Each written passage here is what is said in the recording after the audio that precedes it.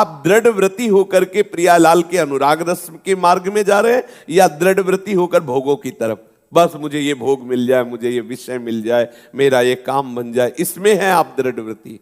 भजन के दृढ़ व्रती थोड़ी है। तो आप अंदर से देखिए, ये साधना, ये उपासना अंदर अपने को सुधारने के लिए। हम क्या करते हैं, जो बात सुनते हैं वो दूसरों पर प्रयोग करने लगते हैं। ये अज्ञान है। दूसरों पर प्रयोग करने के लिए सत्संग नहीं होता, सिर्फ अपने हृदय को सुधारने के लिए होता है।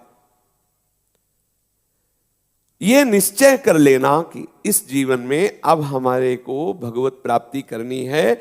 ऐसा निश्चय जो कभी किसी भी स्थिति में विचलित ना हो, केवल उद्देश्य पर दृष्टि रहे हर कार्य करते हुए।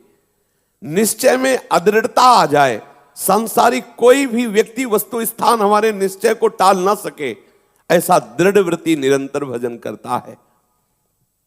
जैसे सांसारिक मनुष्य कुटुंब का पालन करता है ममता पूर्वक, कितना रुपया इकट्ठा हो जाए, कितनी भोग सामग्री इकट्ठा हो जाए, वो इसी विचार में रहता है लोभ पूर्वक। ऐसे ही भक्त रहता है, कितना नाम जप कर ले, कितनी बार प्रभु की लीलाओं का और गायन करें, वाणी पाठ, कितना हम भजन करें, ये उसके अंदर लोभ रहता है। जो दृढ़ व्रती होता है ना, उसके अंदर ऐसा लोभ होता है। जो संसार का रागी होता है ना, उसके अंदर ऐसा लोभ होता है, खूब भोग सामग्री आ जाए, रुपया आ जाए, ऐसा। और जो भजन मार्ग का पथिक होता है, अपने हृदय को जांचना इसमें, उसके अंदर लोभ होता है, और नाम जप कर लूं, और पाठ करूं, और रात में जग कर भजन करूं, कोई जान न पावे, ऐसा भजन। लगन पूर्वक, लोभ पूर्वक भजन करना। अभी हम लोभ पूर्वक भजन नहीं करते, भजन का लोभ नहीं जागृत हुआ है। अभी विषय भोगों का लोभ है, ये मान सम्मान बहुत जहर है, बहुत बड़ा जहर है। वाणी में पढ़ने से नहीं समझ में आता, बहुत बड़ा जहर है। जब कभी जीवन में परिस्थिति ऐसी आती तब समझ में आता है। सम्मानम कल्याति घोर गर्लम, प्रभु का विस्मरण करा देने की ये आखिरी चोट होती उपासक पर। मान, कीर्ति, सम्मान, ये बचना चाहिए। ये प्रणाम नमस्कार, ये हमें जो बाहर से मिलते हैं उससे स्वीकार करते हैं, इससे फिर पुनः वो हम जागृत हो जाता है और हमारा भजन मार्ग रुक जाता है। हमें लुभायमान होना है प्रभु पर, अपने पर नहीं, अपने सद्गुणों को नहीं।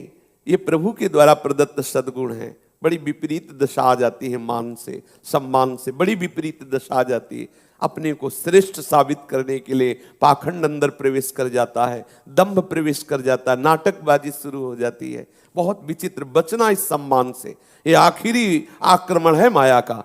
जो इस कीर्ति, मान, सम्मान से अपने आप को बचा ले गया, वो महात्मा निश्चित भगवत रस का अनुभव कर लेता है। नहीं तो ये आखिरी ये घाटी है, इसमें गिरा देता है, बड़े बड़ों को गिरा देता है मान सम्मान आदि में। हमारे अंदर लोभ जग जाए यदि भजन का, तो प्रणाम नमस्कार ये अच्छा नहीं लगेगा। भजन की लगन, भजन का लोभ, जैसे एक विषयी पुरुष को धन की लगन, भोग संग्रह की लगन लगती है, ऐसे हमें भजन की लगे। प्रेम पूर्वक प्रभु का नाम सुमिरन करते हुए, कभी नाम कीर्तन करते हुए, कभी पाठ करते हुए, कभी सेवा करते हुए हम एक निरंतरता बनाए रहें। देखो ध्यान दीजिए, जो नारद जी कह रहे हैं सर्वदा, वो निरंतरता बनाने के लिए कह रहे हैं। हम कभी नाम जप कर रहे हैं, कभी वाणी पाठ कर रहे हैं, कभी ठाकुर सेवा कर रहे हैं, कभी सत्संग सुन रहे हैं, कभी दर्शन। एक निरंतरता हमारी दिनचर्या में आए। कोई भी मिनट ऐसा ना हो जो उस निरंतरता को तोड़ने वाला हो। जरा विचार करो, आपकी दिनचर्या में निरंतरता है? जब से आप सो के उठते हैं और जब आप शयन को जाते हैं, इतने में बीच में निरंतरता है आपका? खाते पीते, चलते उठते, बैठते, क्रिया करते, सोते जागते, निरंतरता है? इसको देखिए। उस निरंतरता में बाधा क्या है उसको देखिए। जो बाधा है क्यों बर्दाश्त कर रहे हो देखिए। क्या वो शास्त्र आज्ञा सम्मत है? क्या वो गुरुदेव की आज्ञा के अंतर्गत है? यदि नहीं तो उसे बर्दाश्त क्यों कर रहे हो? ये बहुत जल्दी हमें मार्ग तय करना है, ज्यादा समय नहीं है। ये अगर बाधा स्वीकार करते हुए आगे हो जाएगा, ऐसा ये नहीं चलना। ये साधक कभी ना करे। ये जो हमारे अंदर कि आगे चल करके हो जाए, ये नहीं, अभी ठीक करना है अभी। फिर देखिए, सुबह से लेकर शयन तक आपकी दिनचर्या में कोई ऐसी बात है, कोई ऐसी चेष्टा है जो निरंतरता में बाधा पहुंचा रही हो? जांच कीजिए।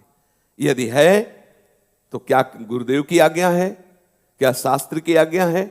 यदि नहीं तो आज अभी इसी क्षण उसको त्यागने का निश्चय करो। ज्यादा समय नहीं, लंबा मत खींचो।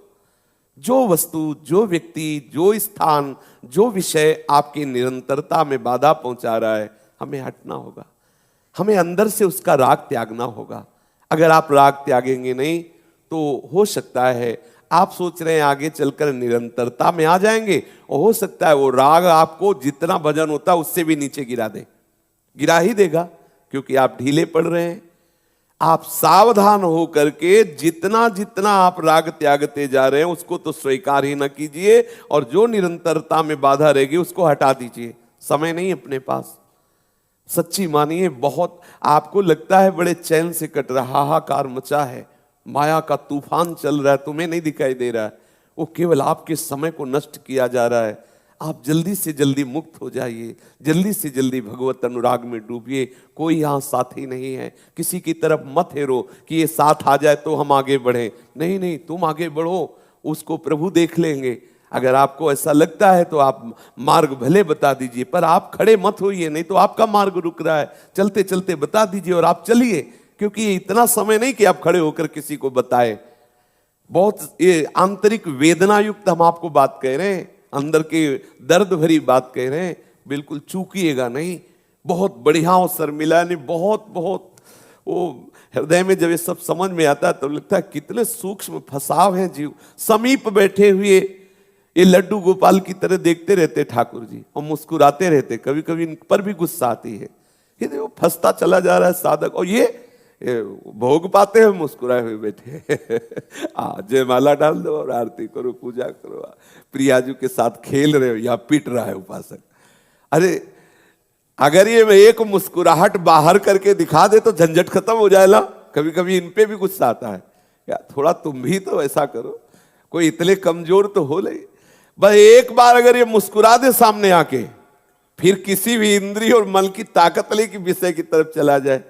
पर पता नहीं कब तक वो देखेंगे ऐसा कि रोए तो कम से कम, वो देखते हैं कि रोए तो कम से कम, रुला लो जब तक रुलाना है आपको। बकाया बात वैसे तो ज्यादा इन्हीं से बनेगी। पक्का समझो, एक बार मुस्कुरा दें आकर के, बस हो गया काम हमारा जन्म जन्मांत। अच्छा, इसमें कोई इनका कुछ खर्चा नहीं होता, पर पता नहीं क्यों फंसाए हुए हैं। देखो, न जाने कौन से गुण पर दया निधि रीझ जाते हैं। पर अपनी तरफ से हम ऐसी चेष्टा करें, हम वाणी संबंधी भगवत स्तोत्र, भगवत लीला गायन करें, नाम जप करें, शरीर संबंधी चेष्टा भगवत प्रसन्नता के लिए करें, और प्रभु को नमस्कार करने का नियम ले लें। ये बड़ी सूक्ष्मता है। हमने गुरुजनों को, महापुरुषों को देखा, ठाकुर जी को दंडवत करने का नियम, 108 बार दंडवत। आप 108 बार न कीजिए तो 51 बार, 11 बार, 21 बार करना चाहिए। दास्य भक्ति पुष्ट होती है, शरीर अभिमान गलित होता है, करना चाहिए। जरा विचार करो, कई बार सत्संग में हुआ होगा, कै दंडवत करते हो ठाकुर जी की, गुरु जी की, जो आपके सिंहासन में विराजमान है। सेवा करके, 4 परिक्रमा करके एक नियम ले लो।